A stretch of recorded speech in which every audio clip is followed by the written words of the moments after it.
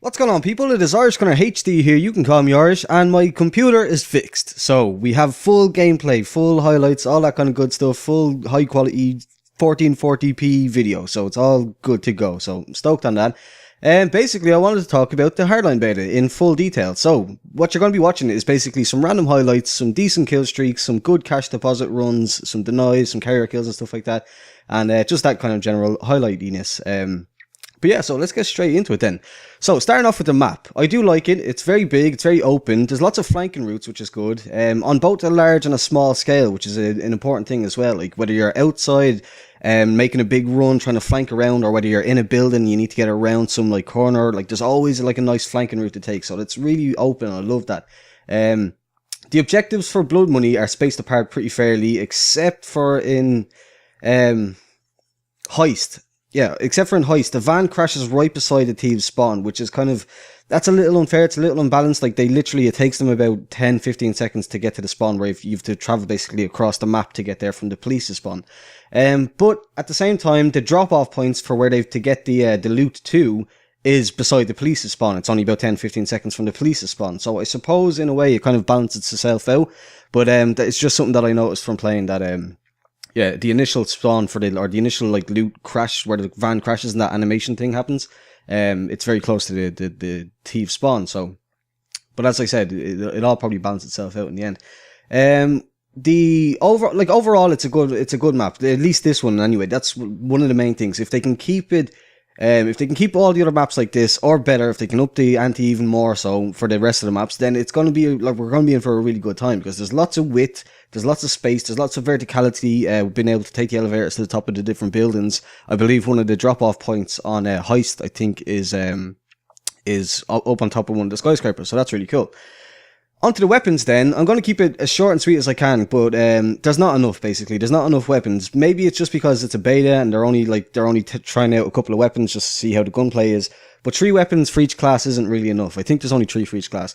It's nowhere near enough for me. But again, it's one of them things where I guess it's just kind of making the game easier to balance. They don't have to worry about this gun versus this gun versus that gun versus this gun with these attachments, etc., etc. But I can definitely see getting a bit bored of seeing M16A3 all the time again. But as M16, it's the stats that made it so annoying in Battlefield 3, but not the actual gun model and name itself.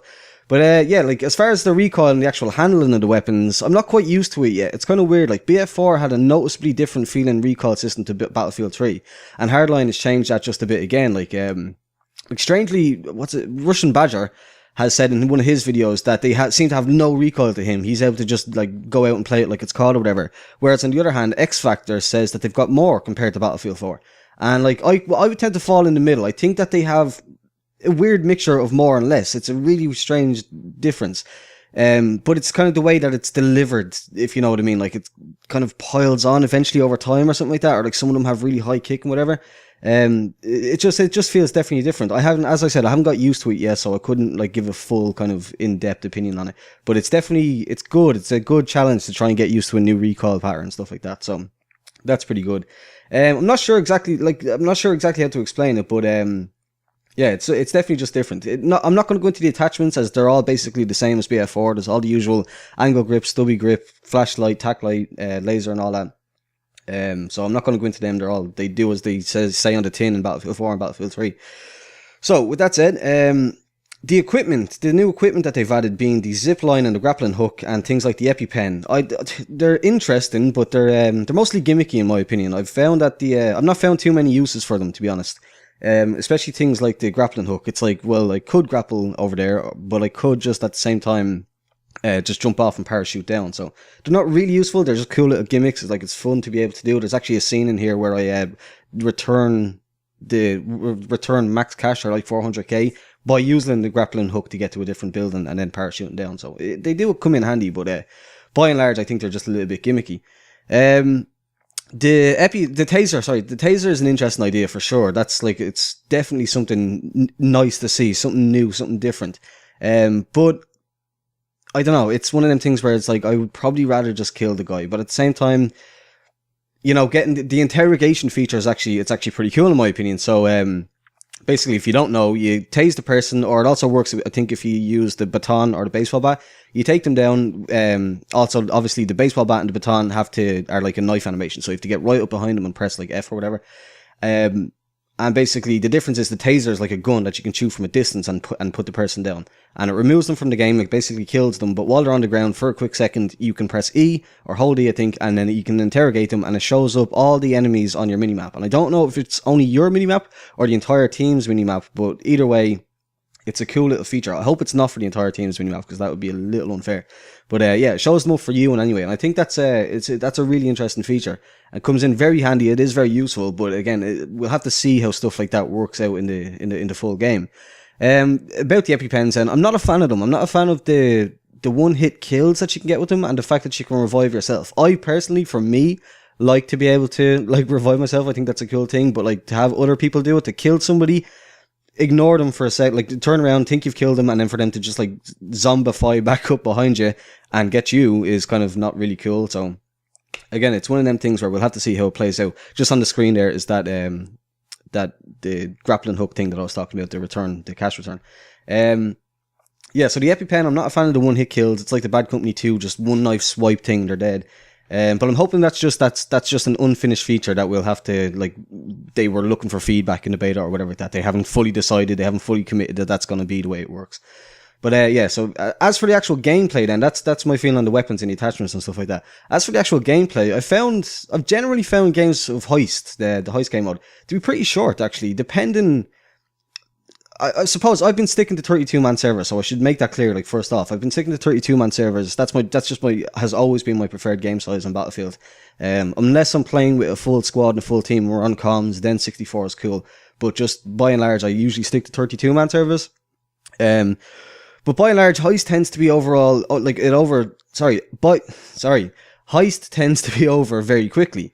Unless the police team are very good and very like organized in communications or whatever like that, or know what they're doing, or just like good players, it just turns into in that case, then it turns into a spawn trap on the thieves. But basically, if that isn't the case, if you don't get them into the spawn trap and if you don't hold them off, the thieves have it very, any kind of organization on the thieves part, pretty much just means that they can run out, get the stuff, and get it gone, and the game does be over in literally, I've had games that lasted like 2 minutes, maybe not exactly 2 minutes, but like very, very short, like surprisingly short. That was the one thing that stuck out mainly about the actual how the games play out. But Blood Money, I think, plays out very well actually. It's quite a fun battle over the money pile. In the middle, it's all like clusterfucky and everyone's throwing grenades and it's whatever, like it's all like the kind of Operation Metro, Operation Lockers kind of clusteriness, but then at the other side of it, on your vault and at the enemy's vault, it tends to be kind of empty. Not always, of course, but it's usually it's usually not hard to flank around the outside areas of the map, the wider areas map, slip in, get max cash, and then follow my usual elevator technique that I made a video of, the short video that I made. If you haven't seen that, I'll like leave an annotation or whatever. But it's basically almost always a flawless like experience. You get in, you get the money, you take the elevator to the roof, you jump out, parachute down, and you like literally land to the entrance of your vault from the parachute. So that's usually what I go for. And yeah, that's one of the things that I find that makes the game a little bit easy. But I'm assuming that if I was playing on higher ticket or higher player count servers, it would be a lot more difficult. There'd probably be loads of people up in that building when you get to the top of the elevator, like loads of people in your vault and stuff like that. But from my experience on 32 player servers, Blood Money is a lot of fun, but there's also like really easy ways of getting the cash back. What else is there now?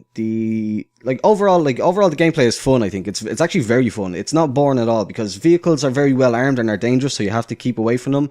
But one effective RPG basically destroys cars, the sedan or the muscle car, the police car, whatever. 2 or 3 will finish off the armoured trucks and the transportation vehicles, and 1 or 2 will usually get the choppers. In my experience, 1 disables the choppers and 2 will usually finish it off.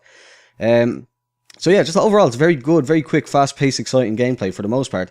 And then as for the visuals and sound design, because these are also another important thing for me, because Battlefield 4 and Battlefield 3 didn't have the kind of UI and stuff like that it probably should have, like the most fluid. And it's the same again, so I'm not going to spend too long on this, but it looks good. It's a nice looking game, like obviously, but just surprisingly well, not surprisingly, I guess, but people are bitching that it looks a lot like BF4, and I'll just say that, of course it does. It's a Frostbite 3 engine game, made in the same space of time, made in like the same year as Battlefield 4. There's not been that much of a jump in the technology, like where you, like, I don't know what people were expecting to look like. If it does look any different, it looks a little more kind of cartoony, in my opinion. When I said it in my full news roundup video, that a lot of the equipment and pictures and stuff like that of the weapons that we had released looked kind of cartoony almost. It actually was to the point that I thought the game might have even been free to play. Like, it was kind of, it didn't look that good. So it does look different, but people are saying it looks exactly like Battlefield 4, and I don't know why you're surprised. The on-screen UI is nice. I like the theme that they went with. It does look like a kind of a cop game sort of thing. But the end of the round menus are kind of buggy. Like, you'll be looking at your progress and then it'll just snap like that to the scoreboard without you doing anything. You don't even get time to read your progress or whatever. And you have to go back and look at it, and then the different things like that are like kind of frustrating. And the loadout menus are very, very frustrating. They're not fluid at all. Like, on the loadout menu, you've got along the top, you've got 3 options. You've got like map or deploy or spawn, whatever it is, your loadout, and then your team. And like, they're all like just clustered up there. They're hard to follow. The actual clicking the weapons, the way it opens a new thing on the right, and then it opens a new thing on the right again, and it's all just, it's not good. But then again, one thing I found Battlefield games, as I said, they rarely get it right, are like game loadout menus. Like Battlefield 4's is still like, it's still just all over the place. Battlefield 3's wasn't either. Like, you had to like scroll to the next one, like you had to click to the next one, to the next one, to the next one to get to the gun, and then to get the attachment. It wasn't fluid or very visual at all. But yeah, this spawn screen is fairly similar to Battlefield 4, but still, there's like, even at that, I wasn't a big fan of Battlefield 4 spawn menu. I liked being able to click on the actual players, of course, and not just have the names and stuff. But there was something about it that's it's a little bit more confusing than it should be, I think. And then the sound design is good. I haven't had any real problems. It's all what you'd expect from a Battlefield 4-esque kind of game, modern Battlefield game. The sound design is really good. Weapons sound beefy. Vehicles and all that sound good. The kind of communications and soldiers' voices and all that, all very good. So that leads me to overall, I have to say, I really enjoy the game. As I said in my news roundup video, again, I won't be pre-ordering it, and neither should you. We should just stop this whole act of pre-ordering games. Like, what are they going to do? Run out of digital copies? Like, it's not going to happen. So I won't be pre-ordering it just after the farce that Battlefield 4 was. It has me interested more than I thought I would have, to be honest. Like, if I hadn't have played even the act of making the beta available this early impressed me. And they're clearly trying to set things right after the relative disaster that BF4 turned out to be. But, yeah, I think just overall, a few more weapons, some refining of the menus definitely has to be on the top of the list. Like, obviously ironing out the bugs and glitches naturally. And then keeping, like, the map standard of, what even is the name of the map, actually? I can't actually remember now, that's strange. But yeah, like, whatever the map is that we play, High Tension, I think it's called, actually. Yeah, like, if they can keep the high standard of this map, like, with all the rest of them that we're going to get in the full game, obviously, I do actually think it'd be worth 60 quid. I understand the reason for the whole, like, oh, so when's the Hardline Battlefield 4 DLC coming out? Like, I understand that mentality, of course. Like, I get that it is pretty similar. But I don't go along with it. I just look at it as a standalone game. Like, I have to look at it as a standalone game and judge it as that. And it's a good bit of fun to play. It's a good bit of crack for an hour or so every day. And like, nowadays, that's all I really want in a shooter. I just want a good thing where I can sit down and have some interesting, fun gameplay with good gun mechanics, good map design, and like just some cool features. So as long as it's not bug ridden, it touches on they address the things, and I have faith in Visceral since it's a fresh start with Visceral. And even though DICE have a helping hand in the multiplayer or whatever like that, I do have faith in them to be a little more proactive and on the ball this time around. So that's about it. If you enjoyed it, please do leave a thumbs up, subscribe if you're new here. Thanks for watching, and goodbye.